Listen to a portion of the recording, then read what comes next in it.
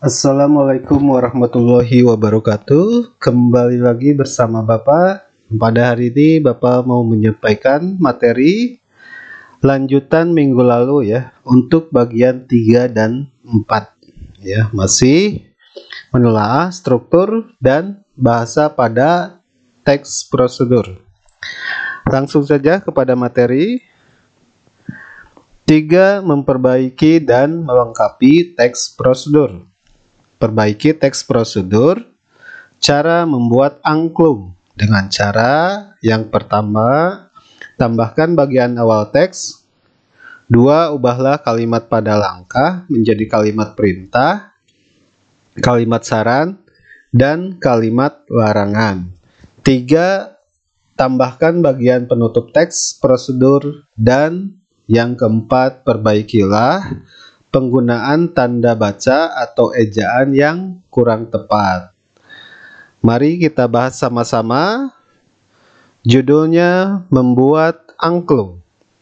Angklung adalah alat musik multitonal bernada ganda yang terbuat dari bambu. Cara memainkannya cukup mudah, hanya dengan menggoyangkannya. Berikut adalah cara membuat angklung dengan cara urut. Selanjutnya kita akan mengubah kalimat pada langkah menjadi kalimat perintah, saran, dan larangan, yaitu langkah pertama, siapkan bambu.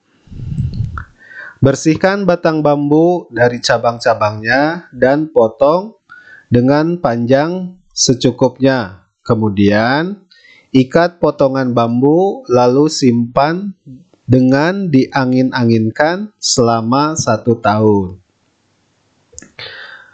Langkah kedua, siapkan rangka. Yang pertama, ambil batang bambu yang telah kering. Kemudian potong sesuai dengan tiang dan palang. 3. Potongan harus diusahakan lurus dan menyiku dengan baik supaya hasil sempurna. Bila bambu tidak lurus, saat digetarkan angklung membelok ke kiri atau ke kanan. Dan yang terakhir, tata rangka secara lurus agar saat digantung tampak rapi. Langkah ketiga, siapkan tabung suara. Ambil batang bambu yang telah kering, perkirakan diameternya akan cocok untuk nada apa. Semakin besar diameter bambu, semakin rendah nada yang bisa dihasilkan. Kemudian potong bambu dengan panjang sesuai nada yang diinginkan. Makin panjang tabung, makin rendah nada yang dihasilkan. Kemudian kupas bagian atas calon tabung suara sesuai dengan tinggi nadanya.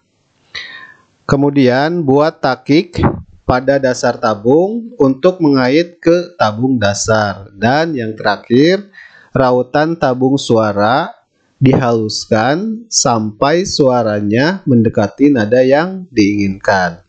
Nah, itu adalah langkah-langkah cara membuat angklung ya.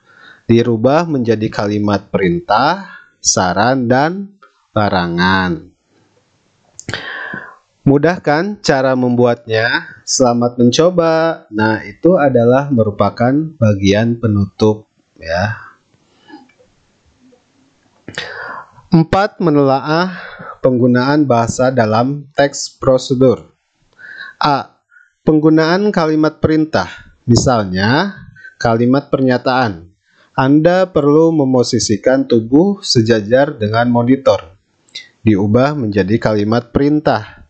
Posisikan tubuh sejajar dengan monitor. B. Penggunaan bentuk pasif untuk proses. Misalnya, kalimat aktif. Anda sebaiknya menekan tombol keyboard dengan lembut. Diubah menjadi proses pasif. Tombol keyboard sebaiknya ditekan dengan lembut. C. penggunaan kriteria atau batasan. Misalnya kalimat tanpa batasan, angkat kaki kanan, diubah menjadi kalimat dengan batasan. Angkat kaki kanan setinggi lutut. Nah, itu bagian setinggi lutut merupakan batasan dari kalimat tersebut. D. Penggunaan kata keterangan cara, keterangan alat, dan keterangan tujuan pada teks prosedur. Keterangan cara biasanya ditandai dengan kata dengan atau secara. Keterangan alat biasanya ditandai dengan kata dengan, menggunakan, atau dengan menggunakan. Dan keterangan tujuan biasanya ditandai dengan kata untuk, supaya, dan agar. E. Menggunakan kalimat saran atau larangan. Kata hubung biasanya ditandai dengan kata sebaiknya, hindari, jangan, jika tidak, kecuali jika. F. Menggunakan kata penghubung, pelesapan, kata acuan. Kata penghubung biasanya ditandai kata kemudian, sekarang, berikutnya, setelah itu, atau bisa menggunakan penomoran angka ya, bisa nomor 1, 2, 3. Nah, itu bisa menggunakan kata itu. Pelesapan yaitu penghilangan bagian tertentu yang sudah disebutkan sebelumnya. Contohnya, bentuk adonan bulat-bulat, lalu panggang adonan sampai adonan berwarna kecoklatan. Nah, kita perbaiki ya. Bentuk adonan bulat-bulat, lalu panggang sampai berwarna kecoklatan. Nah, itu ada penghilangan ya. Penghilangan kata adonan ya. Jadi tidak double. G. Penggunaan akhiran i dan akhiran kan pada teks prosedur. Akhiran i, taburi roti yang sudah masak dengan keju parut. Nah, diubah menjadi akhiran kan. Taburkan keju parut pada roti yang sudah matang. Nah, itulah materi hari ini. Semoga kalian mengerti ya. Silahkan kalian baca-baca buku paketnya supaya lebih paham lagi. Untuk latihan 3 ya, kemarin latihannya latihan 1 dan 2 ya. Ini untuk latihan ketiga. Silahkan kalian perbaiki ya. Kalimat kurang tepat, ini ada tabelnya. Contohnya, bersihkan sepatu dengan lap basah dan keringkan.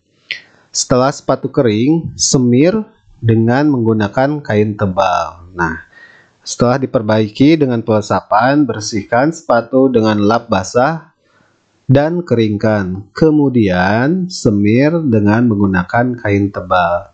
Nah, silakan kalian lanjutkan kolom yang kosong ini diisi ya.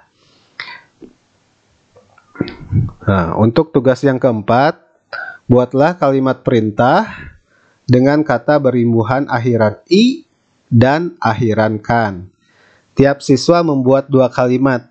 Nah ini adalah contoh-contohnya ya, untuk kata berakhiran i dan akhiran kan ya. Silahkan kalian lanjutkan kolom yang kosong di bawah ini. Nah, dan untuk tugas yang kelima, buatlah kalimat perintah dengan kata kunci yang ada pada tabel. Lakukan seperti contoh ya. Ini contoh seperti contoh nomor 1, kata kerja aduk, kata benda adonan, keterangan cara mengental. Nah, kalimatnya aduk adonan hingga mengental. Nah, silakan kalian isi kolom yang kosong. Lanjutkan ya. Nah, Mungkin cukup sekian dari Bapak ya. Terima kasih, selamat mengerjakan. Tetap semangat belajarnya di rumah. Jangan putus harapan, tetap semangat. Assalamualaikum warahmatullahi wabarakatuh.